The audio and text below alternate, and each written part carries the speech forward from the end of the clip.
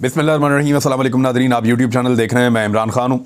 साबिक़ वज़ीर-ए-आज़म इमरान खान साहब ने प्रेस कॉन्फ्रेंस की है और अब बहुत सारे शवाहिद उनके पास आ गए हैं, क्योंकि जीआईटी की रिपोर्ट आई है और रिपोर्ट पहले अदालत में जमा करवाई गई है और उसके बाद उसी रिपोर्ट की बुनियाद के ऊपर फवाद चौधरी साहब ने पहले और पाकिस्तान तहरीक इंसाफ के दीगर रहनुमाओं ने और फिर इमरान खान साहब ने बिलाखिर तमाम चीज़ें सामने रख दी हैं। कुछ बड़े सवालात खड़े हो गए हैं, लेकिन एक चीज़ जो मैंने महसूस की इस प्रेस कॉन्फ्रेंस में, इमरान खान साहब ने जिन 3 लोगों के ऊपर मुकदमा दर्ज करवाने के लिए कहा था, उनमें एक राणा सनाउल्लाह थे, एक शहबाज शरीफ थे और एक आईएसआई के मेजर जनरल थे।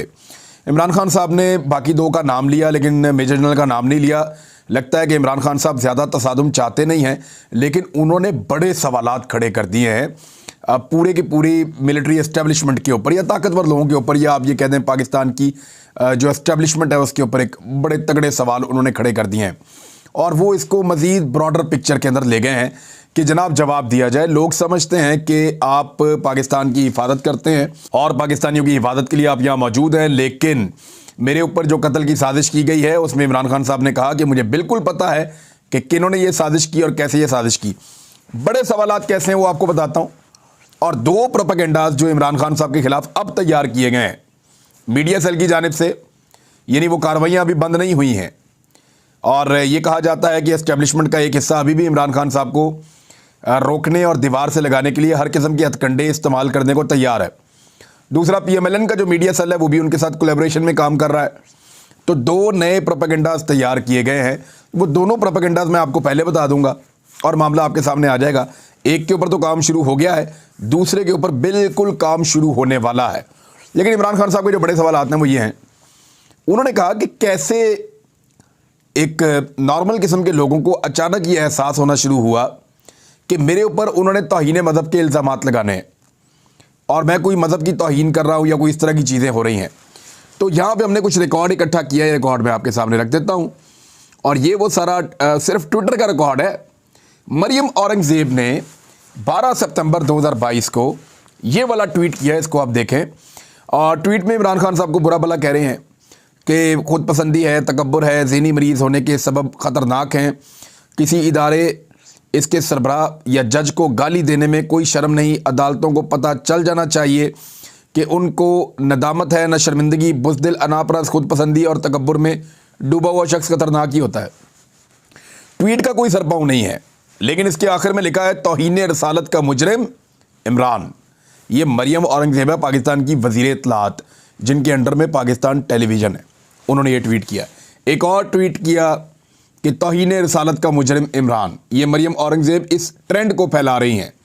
उसके बाद मरियम नवाज़ ने एक और किया कि दीन को अपनी गंदी और मकरूह सियासत और झूठ को फ़रोग देने के लिए इस्तेमाल करने वाले शैतान से अपने ईमान और मुल्क को बचाइए। मज़हब पर सियासत नामंजूर, सियासी इख्तलाफ एक तरफ, अपने ईमान की हिफाजत करें। ये मरियम नवाज़ साहिबा ने जो है इमरान खान साहब के बारे में इसको फैलाया और इमरान खान साहब का एक सियाको सबाक से हटा के उनका एक जुमला और उसके ऊपर इन्होंने ये सारा प्रोपेगेंडा किया। एहसन इकबाल साहब का, इस शख्स को हर ओल फूल बकने का परमिट किसने दे रखा है? दीनी शार की भी तौहीन यूं करता है जैसे मुखालिफिन की करता है। अनापरस्ती, खुद परस्ती, खुद गर्जी और जहालत जब इंसान के दिमाग को माउफ कर दे तो ऐसी ही कैफियत हो जाती है। इन्होंने भी मज़हब की तौहीन का इल्ज़ाम लगाया इमरान खान साहब पर 12 सितंबर 2022 को ही, और 12 सितंबर 2022 को ही मरियम नवाज़ ने भी यही किया था। यानी सारे इकट्ठे होकर इन्होंने एक काम शुरू कर दिया था, क्योंकि इनको लगता था इमरान खान साहब अब लॉन्ग मार्च में जाने वाले हैं, तो उससे पहले माहौल बना दिया जाए। उसके बाद जो है वो ये एक और मरियम नवाज़ ने ट्वीट को रीट्वीट किया और उसमें लिखा है इमरान खान जिस किस्म की तकारीर और गुफ्तगू करता है, डर है किसी दिन ये नाउज़ुबिल्लाह नबूवत का दावा ही ना कर दे। अब ये देखें किस तरह की चीज़ें कर रहे हैं। जब ये इस किस्म की हरकतें और गुफ्तगू करेगा तो फिर हमें इसकी गुफ्तगू दिखाकर सबको बताना तो पड़ेगा कि ये शख्स मज़हब की गलत तशरीह कर रहा है। ये राणा सनाउल्लाह ने जियो टीवी के ऊपर ये बात की थी और उसके बाद ये ट्वीट किसी ने किया था, रज़ा साहब ने, और उसको मरियम नवाज़ ने रीट्वीट किया था। और ये जो रीट्वीट मरियम नवाज़ ने किया था ये 14 सितंबर 2022। इसके बाद 14 सितंबर 2022 को जावेद लतीफ़ ने प्रेस कॉन्फ्रेंस की। ये उसकी भी आप देख लें, तस्वीर आपको नज़र आ रही है और इसका रिकॉर्ड भी दस्तयाब है। पीएमएलएन ने अपने ट्विटर के ऊपर डाला था और फिर उसके बाद पाकिस्तान टेलीविज़न किस तरीके से इसको फैला रहा था इमरान खान साहब के खिलाफ प्रोपेगेंडा को, वो भी आपके सामने स्क्रीनशॉट मौजूद है। फिर एक सहाफ़ी है, उसने एक ट्वीट किया जिसके अंदर एक वीडियो प्रॉपर ट्वीट कर दी गई। फिर इस तरह की वीडियोज़ को PTV पे चलाया गया, मुख्तलिफ TV चैनल्स को इस्तेमाल किया गया। फिर मरीम नवाज़ ने कहा इमरान खान का वक्त ख़त्म हो चुका, उसको ट्वीट भी किया गया मुख्तलिफ रहनुमाओं की जानिब से। और फाइनली 2 दिन के बाद इमरान खान साहब के ऊपर कातलाना हमला हो गया। अब ये है वो रिकॉर्ड जिसके इमरान खान साहब ने सवाल पूछे कि इनको कैसे पता था कि मेरे ऊपर ये होने वाला है। अच्छा, उसके बाद इमरान खान साहब ने पूछा सिक्योरिटी के इशूज़ के ऊपर, उनका एक रद्दअमल है उनकी पार्टी का कि जनाब वहाँ पे सिक्योरिटी ठीक नहीं थी। फिर इमरान खान साहब ने कहा कि जिस शख्स ने मेरे पे गोलियाँ चलाईं उसको किसने ट्रेंड किया था। उन्होंने कहा मैं पिस्टल चलाना जानता हूँ, और ये क्योंकि मैं भी खुद भी शूटिंग करता रहा हूँ तो मुझे आइडिया है, हर तरह के वेपन मैंने चलाए हैं। तो ये जो ब्रस्टेड पिस्टल होता है ये कंट्रोल नहीं कर सकता आम आदमी, इसको ट्रेंड आदमी कंट्रोल कर सकता है। तो वो लड़का जो बज़ाहिर नशई था वो एक ब्रस्टेड पिस्टल को, ऑटोमेटिक ब्रस्टेड पिस्टल को कैसे कंट्रोल कर रहा था, ये एक बड़ा सवाल है जो मेरे दिमाग में भी बतौर एक शूटिंग करने वाला शख्स, या मैं पिस्टल शूटिंग के लिए जाता हूँ रेंजेस के ऊपर, तो मेरे दिमाग में ये सवाल बार बार, 1-2 दफ़ा मुझे मौका मिला कुछ लोगों के पास जो है वो इस तरह के पिस्टल थे, मैंने चला के देखा, तो वो डिफ़िकल्ट है उसको कंट्रोल करना। तो उस आदमी ने कैसे कंट्रोल किया, बड़ा सवाल है। उसको किसने ट्रेनिंग दी थी, इमरान खान साहब ने सवाल उठाया। दूसरा, इमरान खान साहब ने कहा कि मुझे ये पहले पता था कि गोली एक जगह से नहीं चल रही, और अब साबित हो गया कि 3 जगह से हमलावर गोली चला रहे थे, उनके कॉल भी मिल गए। तीसरा, इमरान खान साहब ने पूछा कि जब पकड़ के लेके चले गए वहाँ पे, और DPO और RPO ने अपनी मौजूदगी के अंदर अपना मोबाइल फ़ोन देकर DPO ने वीडियो रिकॉर्ड करवाई, और मुजरिम का बयान जो है वो उसका निकलवाया, उससे रिकॉर्ड करवा के अपना फ़ोन देकर, और बाद में यही DPO TV चैनल्स के ऊपर लाइव ये कहता रहा है कि हम इंक्वायरी कर रहे हैं कि किसने ये दिया है, हमने सबके मोबाइल फ़ोन भी ले लिए हैं, हम चेक कर रहे हैं कि किसने अपने मोबाइल से ये वीडियो बनाई और किसने ये वीडियो फैलाई, हम ये सारा कुछ देख रहे हैं। हालांकि मोबाइल एक ही था और वो मोबाइल DPO का अपना मोबाइल था। अब आप अंदाज़ा कीजिए कैसा फ्रॉड और झूठ है कि खुद वीडियो बनाई और बाद में लाइव टेलीविज़न के ऊपर बैठकर झूठ बोलते हुए कह रहे हैं कि हम इंक्वायरी कर रहे हैं। मैंने उस दिन वज़ीर आला पंजाब को और IG पंजाब को, दोनों को अस्पताल में शौकत खानम में ये मुझे मिले थे, तो मैंने इन दोनों को कहा था कि आप DPO से लेकर नीचे तक सबके मोबाइल फ़ोन ले लें। अगर आप वो ले लेंगे आपको पता चल जाएगा कि कौन आपका मुजरिम है और ये गेम कौन खेल रहा है, सारा पोल खुल जाएगा। लेकिन उन्होंने इस बात को नहीं सुना। और फिर इमरान खान साहब ने कहा कि वो उसने किन ताकतवर लोगों के कहने के ऊपर बनाई। फिर वो पर्चा नहीं दे रहा था, कौन इतना ताकतवर था जिसके कहने के ऊपर पर्चा नहीं दिया जा रहा था। फिर जब पर्चा हुआ भी तो वो एक फार्मूला किस्म का पर्चा दे दिया। मुझे गोलियां लगी हैं, मेरे मुताबिक पूछा ही नहीं गया कि पर्चा कैसे देना है, ये इमरान खान साहब ने कहा। फिर उसके बाद इमरान खान साहब ने कहा कि उसने अपना मोबाइल फ़ोन देने से भी इनकार कर दिया DPO ने, और शामिल तफ्तीश होने से भी इनकार कर दिया। काम कर रहा है पंजाब गवर्नमेंट के अंडर और पंजाब गवर्नमेंट की JIT को ताउन नहीं कर रहा। कैसे हो सकता है? कौन उसके पीछे इतना ताकतवर आदमी है जो उसको इतनी बड़ी सपोर्ट दे रहा है? इमरान खान साहब ने यह भी पूछा। फिर उन्होंने पूछा कि CTD के दफ्तर में चला गया, काउंटर टेररिज्म डिपार्टमेंट, वहाँ पे दोबारा वीडियो रिकॉर्ड की गई, दोबारा वीडियो फैलाई गई और ज़्यादा उसके अंदर मवाद शामिल करवाया गया। तो जब उनसे कहा गया CCTV फुटेज दे दें, उन्होंने भी ताउन करने से इनकार कर दिया। भाई गवर्नमेंट ऑफ पंजाब का मुलाजिम गवर्नमेंट ऑफ पंजाब की बनी हुई JIT से ताउन नहीं कर रहा, कौन इतना ताकतवर है जो गवर्नमेंट ऑफ पंजाब से ज़्यादा कंट्रोल कर रहा है? ये भी सवाल उन्होंने उठाया। फिर इमरान खान साहब ऐसे सवालात उठाते चले गए और कुछ सवालात आज की तारीख में नए भी उठ गए हैं और इन सवालात के जवाब भी मिलने चाहिए। सबसे पहले तो ये है कि इमरान खान साहब ने एक दो चीज़ें और कही। उन्होंने कहा जी क्या आप मुझे मारना चाहते हैं? यानी एक ऐसी पॉलिटिकल पार्टी के लीडर को मारना चाहते हैं। पॉलिटिकल पार्टीज़ की वजह से मुल्क जुड़े रहते हैं ना।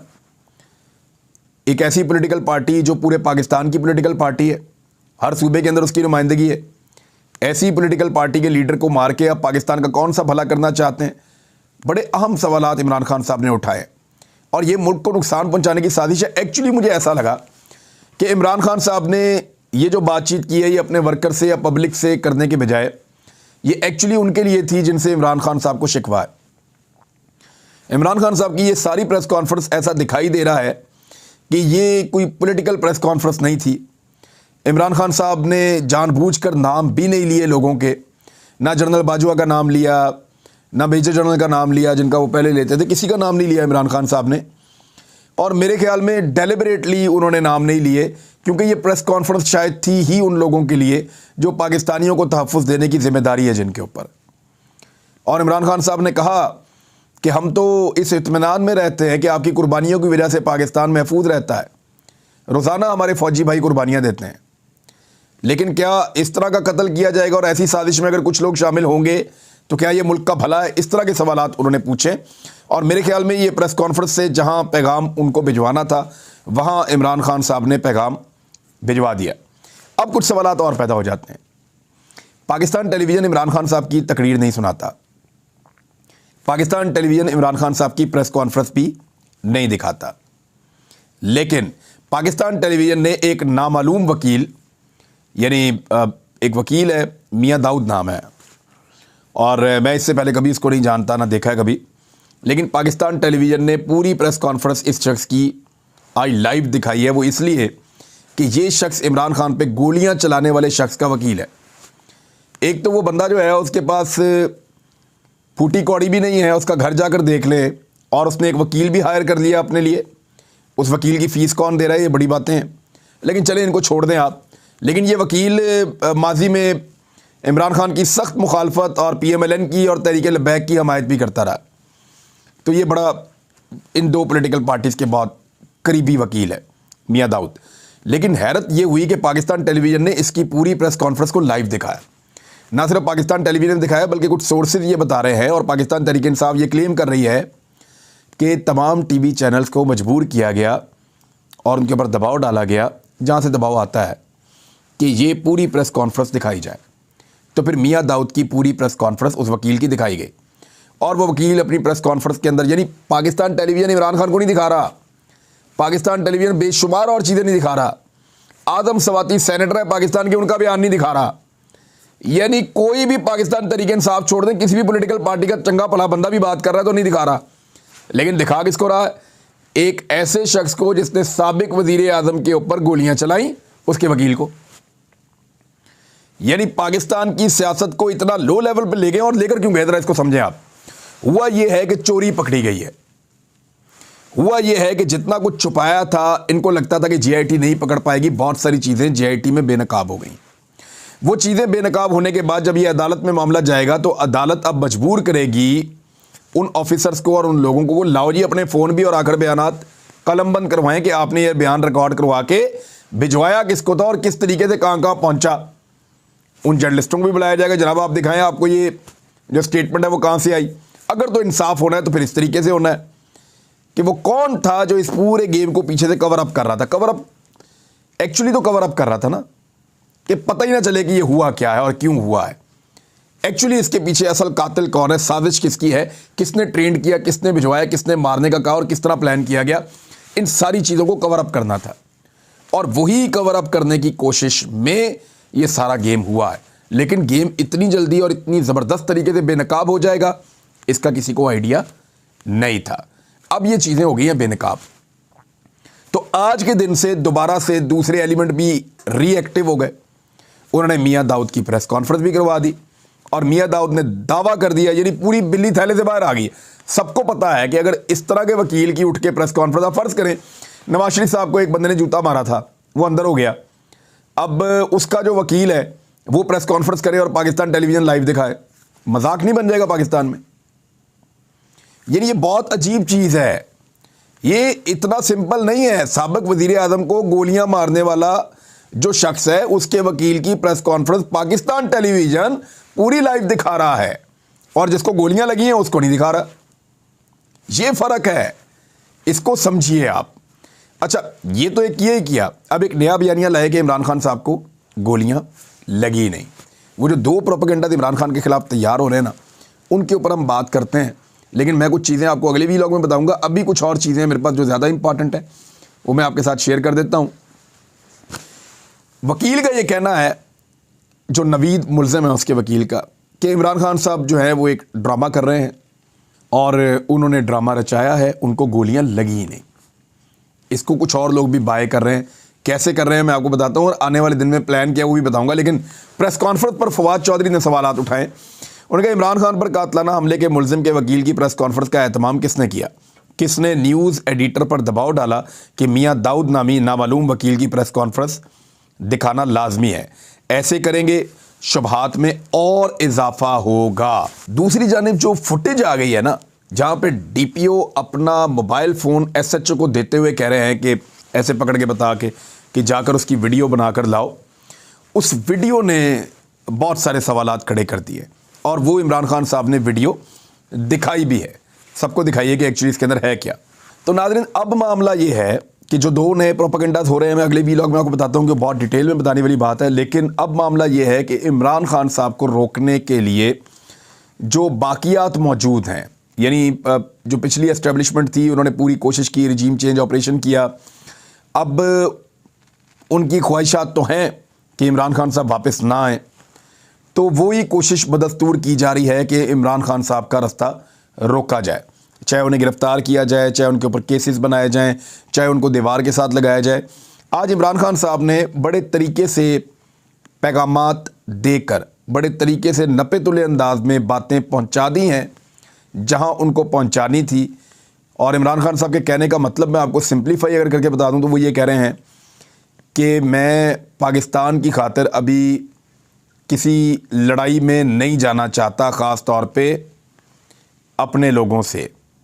मुझे इंसाफ दिया जाए, और मैं जानता हूँ कि मुझे किसने मारा और क्यों मारा और कौन लोग इसके पीछे हैं।